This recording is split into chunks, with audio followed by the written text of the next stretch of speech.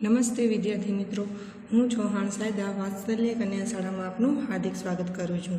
આજે આપણે ધોરણ 8 વિષય હિન્દીમાં પાઠ 2 કચ્છ કી સैर જેના લેખક છે હરેશ ધોલકિયા એના વિશે સમજીશું। कच्छ निवासी हरेश धोलकिया अध्यापक थे। शिक्षक तक आपकी पहचान बन गई है। पूर्व राष्ट्रपति श्री APJ अब्दुल कलाम के बहुचर्चित विंग ऑफ फिर पुस्तक का अपने गुजराती भाषा में अनुवाद अंगन पंख शीर्षक से किया है। शिक्षण कार्य के आपके अनुभव संशोधात्मक लेखक कार्य तथा पत्रकारिता आपके लेखक के क्षेत्र है। कच्छ मित्र में आप सुरखाब स्तंभ अंतर्गत लिखते हैं। आपका सर्जन कार्य अंगनतनो पंख 400% आनंद तथा शिक्षण संबंधित गुजराती साहित्य लोकप्रिय है। प्रस्तुत इकाई में आपके कच्छ का परिचय कराने का प्रयास किया है, जिसमें कच्छ एवं ईदगी के दर्शनीय स्थानों का परिचय कराया है। इस इकाई में अपनी संस्कृति का आदर, अपनी विरासत का संरक्षण, देश प्रेम आदि मूल्यों को विकसित किया गया है। यहाँ आपकी रचना कच्छ यात्रा का भावानुवाद प्रस्तुत है। હવે વિદ્યાર્થી મિત્રો, આપણે કચ્છની સૈર કરીએ તો આપણે અહીંયા ચિત્રમાં જોઈ શકીએ છીએ સુરખાબ અને ઊંટ જેવા કચ્છમાં જોવા મળે છે। હવે આપણે પાઠની સમજૂતી મેળવીએ। विशाल भारत में अनेक दर्शनीय प्रांत हैं। सबका अपना महत्व एवं सौंदर्य है। गुजरात उनमें से एक अनूठा राज्य है। गुजरात का एक विशिष्ट जिला है कच्छ, जो गुजरात का अत्यंत रमणीय प्रदेश है। यात्रियों के लिए कच्छ आकर्षण का केंद्र है। इसका पौराणिक महत्व भी कम नहीं। अनेक दर्शनीय स्थानों के वैविध्य के कारण इसे म्यूजियम संग्रहालय कहते हैं। अहीं कहेवामां आव्युं छे कि विशाल भारत में घणा मनोहर प्रांत है। बधानुं पोतानुं महत्व अने सुंदरता है। तेमनी वच्चे गुजरात एक अनूठो राज्य है। गुजरातनो एक लाक्षणिक जिल्ला कच्छ है, जे गुजरातनो खूब ज आनंददायक विस्तार है। प्रवासीओनुं आकर्षणनुं केंद्र है। तेनुं पौराणिक महत्व पण ओछुं नथी। घणा मनोहर स्थळोनी विविधताओ कारणों है। म्यूजियम संग्रहालय पण कही शकाय छे।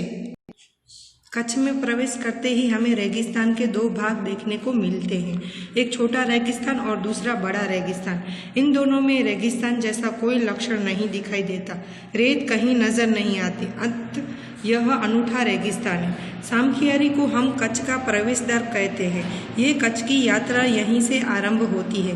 यहाँ से उत्तर दिशा की ओर यात्रा का प्रारंभ होता है। रामपुर से धोलावीरा पहुँचते ही हमारी प्राचीन संस्कृति मोहेंजोदड़ो का स्मरण हो जाता है। यह स्थान 5000 वर्ष के अवशेषों का अंग है। इस प्राचीन नगरी के दर्शन से ही हम चकित रह जाते हैं। हमें प्राचीनता में आधुनिकता के दर्शन होते हैं। कच्छमां प्रवेशता ज आपणे रण जोवा मळे छे, जेमां एक नानुं रण अने बीजुं मोटुं रण छे। आ बंनेमां लक्षण जेवुं रण नथी। त्यां क्यां पण रेत जोवा मळती नथी, तेथी ते एक अनोखुं रण छे। આપણે સામખિયારીને કચ્છનો પ્રવેશદ્વાર કહી શકીએ। કચ્છની યાત્રા અહીંથી શરૂ થાય છે। અહીંથી પ્રવાસ ઉત્તર તરફ શરૂ થાય છે। માર્ગ દ્વારા ધોળાવીરા પહોંચ્યા પછી આપણી પ્રાચીન સંસ્કૃતિ મોહેંજો-દડો યાદ આવે છે।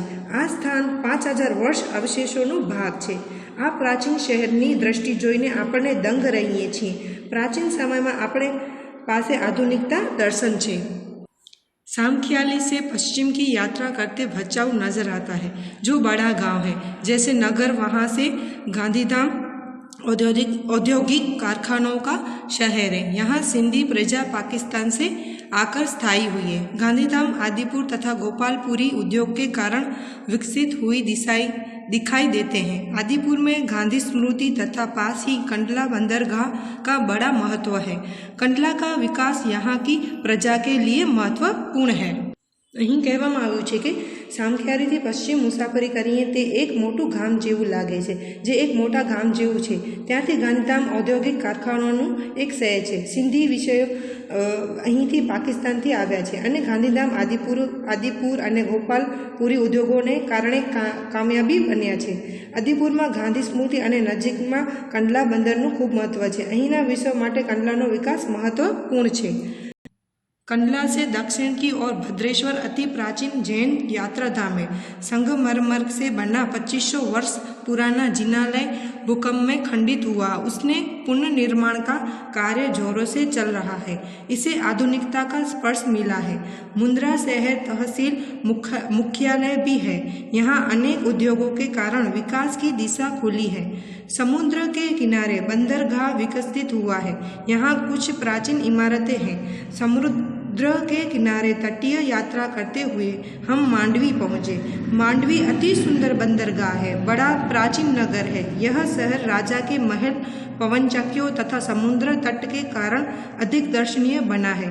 यहाँ VRTI ग्राम्य संस्था है। 72 जिनालय है। पास ही बिदड़ा गांव में अंतर्राष्ट्रीय अस्पताल है।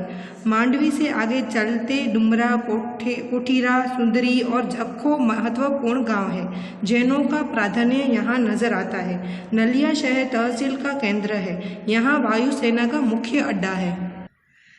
કંડલાની દક્ષિણ તરફ ભદ્રેશ્વર સૌથી પ્રાચીન જૈન યાત્રાધામ છે। 2500 વર્ષ જૂનો ઘનાલય ભૂકંપમાં માર્બલના ફ્રેક્ચરથી બનેલો છે। તેનું પુનર્નિર્માણ કામ જોરશોરથી ચાલી રહ્યું છે। તેને આધુનિકનો સ્પર્શ મળ્યો છે। મુન્દ્રા શહેર એ પણ તહસીલનું મુખ્ય મથક છે। ઘણા ઉદ્યોગોને લીધે અહીં વિકાસની દિશા ખુલી છે। દરિયા કિનારો દરિયાકાંઠે વિકસિત થયો છે। અહીં કેટલાક प्राचीन इमारतों है। कांठे कांठे मुसाफरी करीने मांडवी पहुंचा। मांडवी एक सुंदर बंदर है। ते खूबज प्राचीन शहर है। महल, पवनचक्की अने सजावटनो बगीचो ने लीधे आ शहर वधु जोवा मळ्युं छे। અહીં VRTI नजीकनी बिदड़ामा गाममां एक ग्रामीण संस्था है। त्यां आंतरराष्ट्रीय हॉस्पिटल है। डुमरा, कोठीरा, सुधारी अने झाखो मांडवीथी आगळ जता महत्वनुं गाम है। અહીં જૈનોની વચ્ચે જોવા મળે છે। નલિયા શહેર એ તહસીલનું કેન્દ્ર છે। અહીં એરફોર્સનો મુખ્ય આધાર છે। नलिया से 1 घंटे की यात्रा करने के बाद नारायण सरोवर अति प्राचीन पौराणिक धार्मिक संस्थान आता है। इस स्थान को रामायण काल का माना जाता है। वहाँ कोटेश्वर नामक दर्शनीय मंदिर है, जहाँ से रावण गुजरा था। यह पूरे भारत का प्राचीन स्थान माना जाता है। सूर्योदय और सूर्यास्त दर्शन यहाँ का बड़ा आकर्षक है।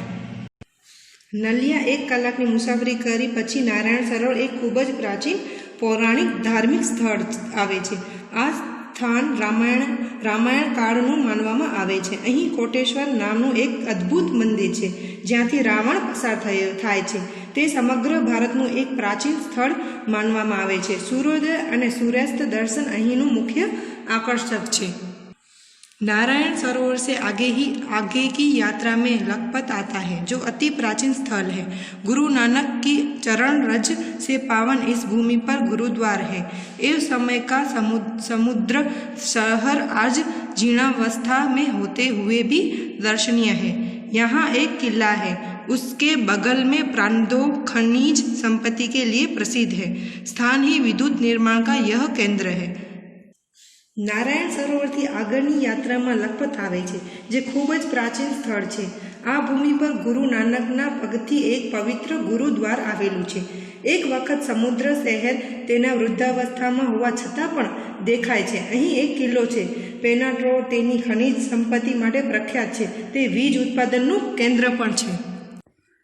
लखपत से मध्य कच्छ की ओर बढ़ते पर हाजीपुर मुसलमानों के लिए श्रद्धा का केंद्र आता है। यहाँ पीर की मजार है। रेगिस्तान की झांकी यहाँ से होती है। रास्ते में माता का मढ़ नामक धार्मिक स्थान है, जहाँ नवरात्रि के पर्व पर लोग पद यात्रा करते हुए श्रद्धा भाव से दर्शनार्थ आते हैं। आगे नखत्राणा प्राकृतिक नज़ारों का केंद्र बना है। रास्ते में चक्स, पुरेश्वर मंदिर, वाढाई जैसे मनोहारी प्राचीन स्थान है। लखपतथी मध्यम कच्छ तरफ आवता વધતા પર હાજીપુર મુસલમાન માટે આદર કેન્દ્રે અહીં પીર આવેલા છે। ત્યાં એક સમાધિ છે। રણનું મેદાન તે અહીંથી છે। રસ્તામાં માતાના મઢ નામક ધાર્મિક સ્થાન છે, જ્યાં નવરાત્રિનો તહેવાર પણ લોકો ચાલતા તેઓ આદર સાથે જોવા આવે છે। આગળ કુદરતી દૃશ્યોનું કેન્દ્ર બન્યું છે। રસ્તામાં અહીં ચક્સ, પુરેશ્વર મંદિર વગેરે જેવા સુંદર प्राचीन સ્થળો છે। अब कच्छ का मुख्य केंद्र भुज आते ही उसके वैभव का परिचय होता है। आयना महल, प्राग महल, टावर, स्वामीनारायण मंदिर, हिल गार्डन, हमीसर तालाब, भुजिया पहाड़, लोक संग्रहालय, विश्वविद्यालय आदि के दर्शन करके हम आनंद ले सकते हैं। सन 2001 के भूचाल ने इसे खंडित किया तो लोगों ने उसे नए स्वरूप में पुनर्निर्माण करके और सुंदर शहर बना दिया है। હવે કચ્છનું મુખ્ય કેન્દ્ર ભુજ તેની વૈભવ વિશે જાણવા મળે છે। અમે આઈના મહેલ, પ્રાગ મહેલ, ટાવર, સ્વામિનારાયણ મંદિર, હિલ ગાર્ડન, હમીસર તાલાબ, ભુજિયા પહાડ, લોક સંગ્રહાલય, વિશ્વવિદ્યાલય વગેરેની મુલાકાત લઈને આનંદ લઈ શકીએ છીએ। જ્યારે 2001ના ભૂકંપને તેને ખંડિત કરી દીધું હતું ત્યારે લોકોએ તેને ફરીથી એક નવું સ્વરૂપ બનાવ્યું અને તેને એક સુંદર શહેર બનાવ્યું। भुज से उत्तर दिशा की ओर खावड़ा में काला डूंगर है। पहाड़ पर चढ़कर रेगिस्तान की झांकी करना एक अनूठा अनुभव है। सरकार का एवं स्थानीय जनता द्वारा रणोत्सव का आयोजन होता है। देश भर से लोग यहाँ आते हैं। सफ़ेद रेगिस्तान को देखना एक आनंददायी घटना है। भुज से अंजार भी जाया जाता है। आगे बढ़ते हुए सर्जन संस्था में यहाँ की प्रजा की हस्तकला का परिचय होता है। जैसल तोरण की स्मृति में मंदिर बना है जो ऐतिहासिक स्थान है। यहाँ से आदिपुर तथा गांधीधाम जा सकते हैं। सूरजबारी नामक स्थान से हमारी कच्छ यात्रा पूर्ण होती है जो अविस्मरणीय स्मृति छोड़ जाती है। कहाँ जाता है कच्छ नहीं देखा तो कुछ नहीं देखा। कच्छ गुजरात का गौरव है और दुनिया भर के लोग के लिए किसी भी मौसम में दर्शनीय एवं आकर्षण का केंद्र है। भुजથી ઉત્તર તરફ ખાવડામાં એક કાળા ડુંગર છે। પર્વત પર એક અનોખો અનુભવ જોવા મળે। આયોજન સરકાર અને સ્થાનિક લોકો દ્વારા કરવામાં આવેલ છે। અહીં દેશભરના લોકો આવે છે અને રણોત્સવ જોવે છે। આનંદદાયક ઘટના છે। અંજાર પણ ભુજથી લેવામાં આવ્યો છે। આગળ વધતું બનાવટ સંસ્થા અહીંના લોકોને હસ્તકલાઓ પરિચય થાય છે। આ મંદિર જેસલ તોરણની યાદમાં બનાવવામાં આવ્યું છે। ઔદ્યોગિક ઐતિહાસિક સ્થળ છે। અહીંથી આદિપુર અને ગાંધીધામ જઈ શકાય છે। આપણી કચ્છ યાત્રા સૂરજબારી નામક સ્થળેથી પૂર્ણ થઈ છે જે અસ્મરણીય યાદોનું છે। એવું કહેવામાં આવે છે કે જો તમે કચ્છ નહીં જોયો તો તમે કશું જોયું નથી। કચ્છ એક ગુજરાતનું ગૌરવ છે અને કોઈ પણ આખા વિશ્વમાં લોકો માટે આકર્ષક અને આકર્ષણનું કેન્દ્ર છે। તેના અનુવાદક મહેશભાઈ ઉદ્યાપક કાર્ય છે।